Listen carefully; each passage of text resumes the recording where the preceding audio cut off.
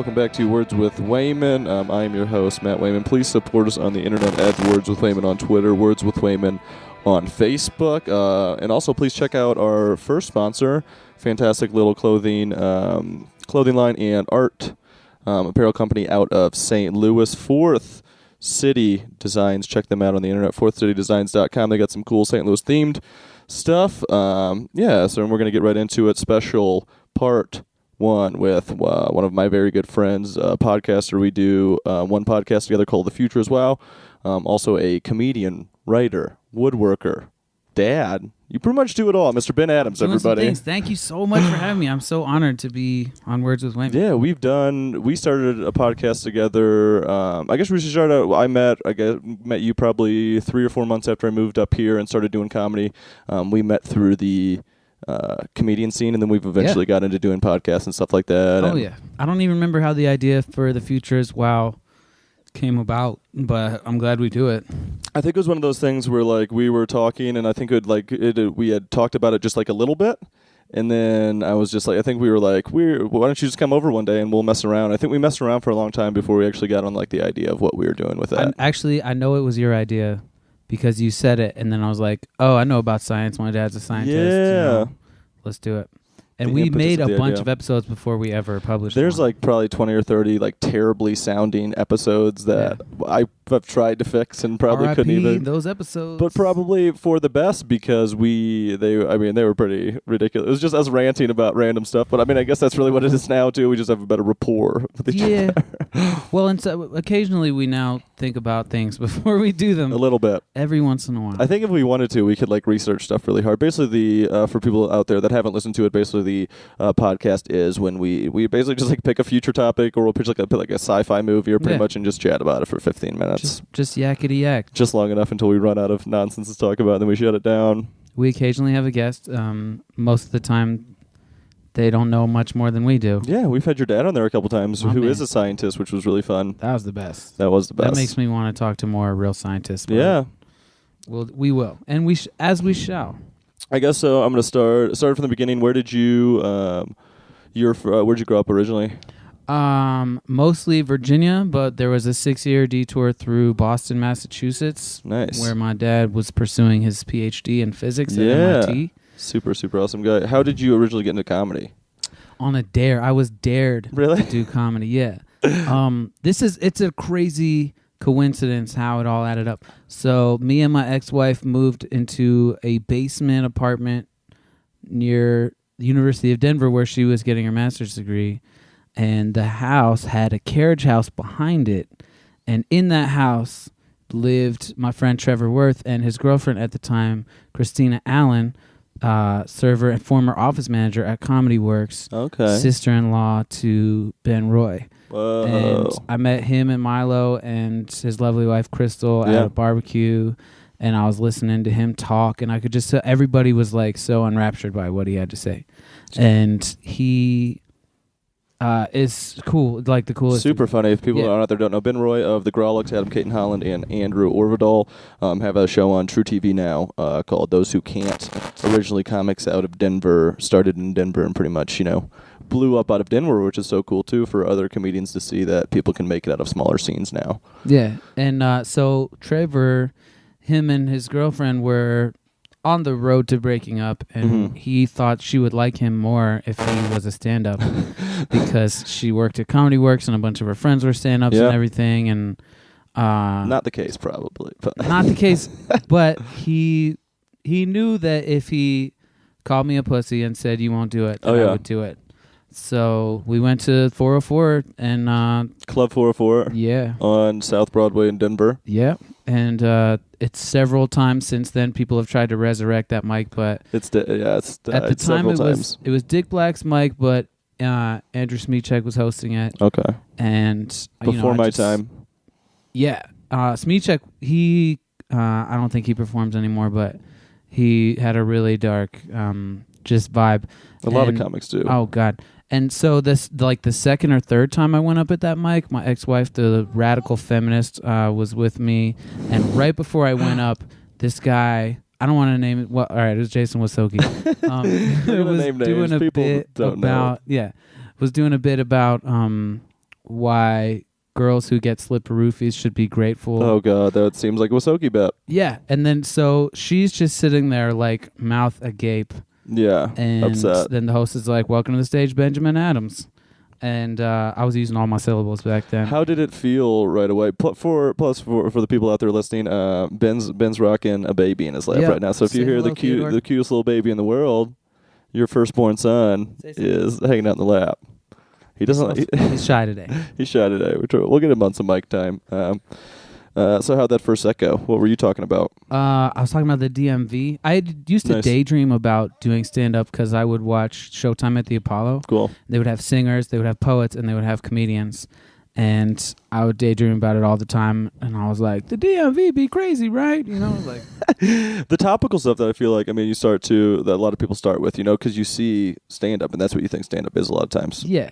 Or most people, what they see is somebody special, and they think, oh, the audience will go along with whatever I say. They'll give me all the time I want, and I can just settle in and relax and just talk about whatever I want. Did it go well the first couple times? It's the first couple times, yeah. I didn't horrendously bomb. It was in front of other comics, and Were you immediately like, I have to keep doing this? Immediately. Yeah, that's what I felt like. That was the first time too. But this is the worst, but I feel like I still have to do this.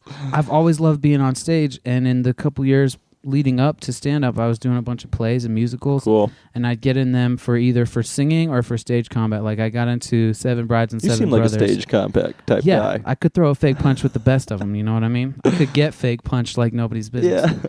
So there was this one play I got in with that had like a huge WWE like Royal Rumble at the wedding scene. Oh, that's fun. And but like when you do community theater, you rehearse for like 2 months. It's a long time. And you do the show like 6 times, and you're one of 30 people in it, and then it's over. So it wasn't enough spotlight? Well, just more work than... Yeah. Whereas a mic, you can go do 5 or 6 mics a night. You get your 5 minutes, it's just you. Yeah. That I loved about it. And I've always been told I was funny, especially my mom and my stepmom both have always told me like you should be a comedian. Yeah. Man, that's wild. That's pretty cool though. But I'm sure your mom and stuff are funny because I found like the people in like you can see where you get it from in your family, Well, my mom, if you can make her laugh just by saying the F word. Yeah, that's funny. My mom would be... By which I mean frogs. She thinks frogs are hilarious. Why? She Shout loves out frogs. to frogs. Can we give it up for frogs, y'all? Trying to get them on board as a sponsor for all of our podcasts. Frogs, just in general, not as a company or anything, just frogs. Into frogs, We just want your support at frogs on Twitter. So then, what, you just started doing it more and more, I guess?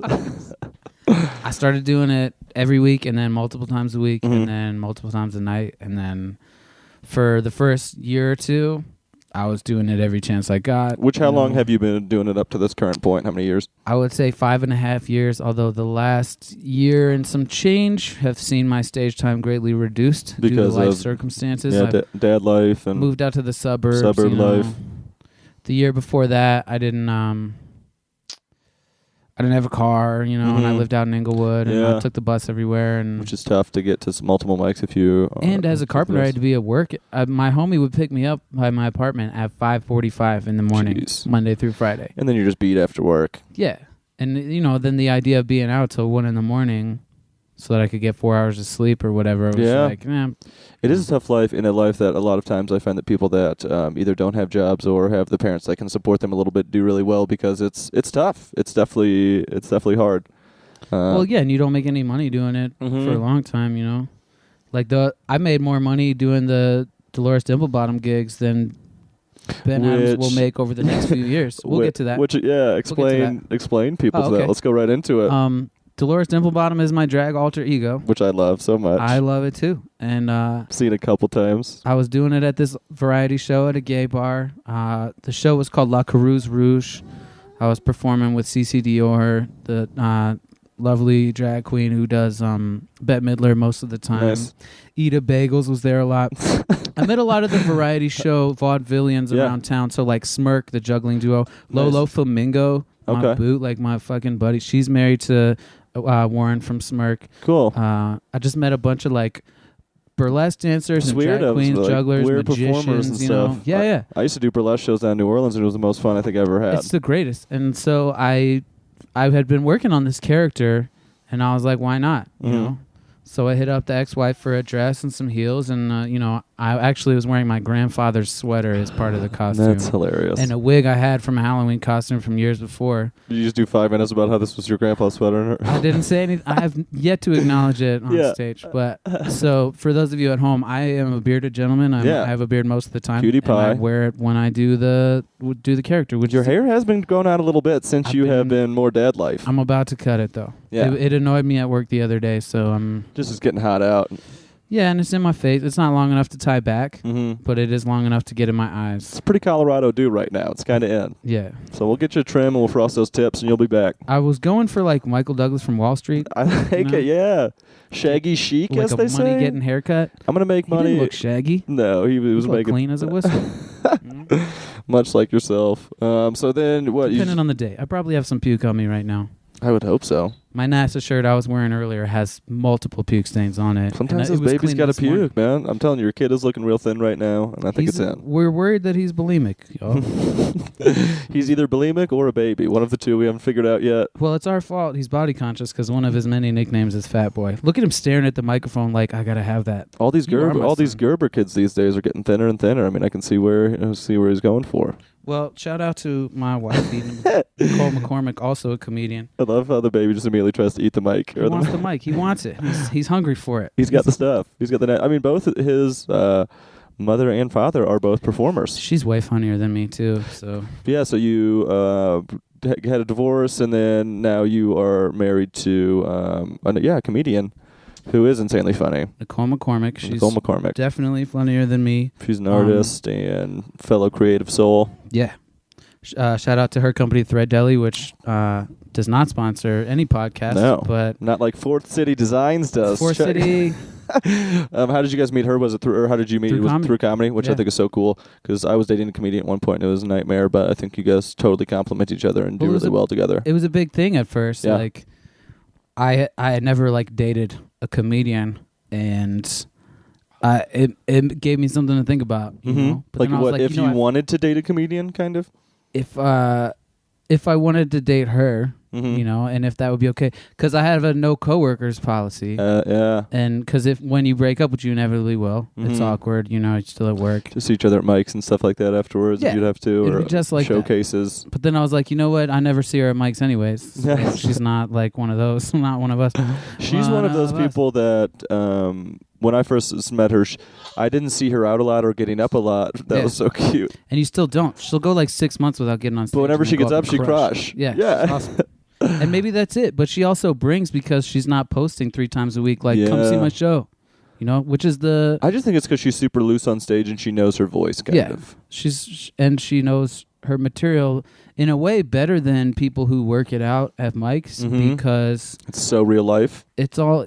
of her, you know, it's not like a lot of art jokes. Guys who are always trying to make jokes, they're so forced. You know? Oh, absolutely. Like I was on Twitter one day, and that blinking cursor was like, "What do you got this time?" You know, like, how are you gonna? You got something funny for us? And I was like, "Midgets are always under the weather." Like, oh God, that's just so dumb, you know. But I was just like trying to force it. Yeah, it's horrible. It's a horrible joke, and I'm only 5'7", you know. Yeah, like, right. What am I? Who am I kidding? Like, I'm towering over the clouds over here. That's funny. Spud webbing me. But I think people who do comedy but not that often can kind of relax more because their material, they've said it probably in the shower a bunch of times. Yeah. And it becomes not that much pressure when you do have all these other things going on in your lives. Like, that's kind of what I haven't been doing stand-up as much as I previously have. And it kind of feels better because, like, the pressure's not there. I'm doing so many other things that when I do stand-up, I'm just so excited and pumped to do stand-up. Like, it's like almost like not like a gift, but it's like just it's something exciting to do. Well, you know, I went to a mic not too long ago, and I didn't know anybody there. And yeah, I do that. They were all 10 years younger than me, and they were not feeling what I was doing. Yeah, sometimes and it was very discouraging. Sometimes you get no respect, you know what I mean? Especially after you made $17,000 last year. You get no goddamn respect. No respect. I guess we're rolling down to the end of this first part one. I think that's a decent place to leave off to get into talking about the part two. I guess before we get out of here, do you want to give where everybody can find you on the interwebs? Find me at Ben Adams Comedy on Twitter. Listen to the Future as Well podcast. Yeah, It's Future really as Well good. at TFIW podcast on Twitter. I'm gonna any of my art that I make, my 2D, 3D art, I'm gonna just start putting in her store. So which is visit Thread Deli on Etsy. Awesome. Thread Deli. She's a fantastic artist. You do some really good wood burning stuff, and some really awesome stuff too. You guys are both very talented. I'm gonna try to move into like sculptural objects, nice furniture and whatnot. That'd be awesome. I mean, you are a woodworking man, which I want to talk about a little bit on the second one. But I want to thank you for doing this and being here. I'm anytime you need me. Heck yeah. Shine the Adams light in the sky. I'm there. I want to thank everybody out there for listening, guys. Support us on the interwebs at Words with Wayman on Facebook, Words with Wayman on Twitter. Forest City Designs, check them out. They're the coolest. Thank you all so much for listening, and we'll see you all soon.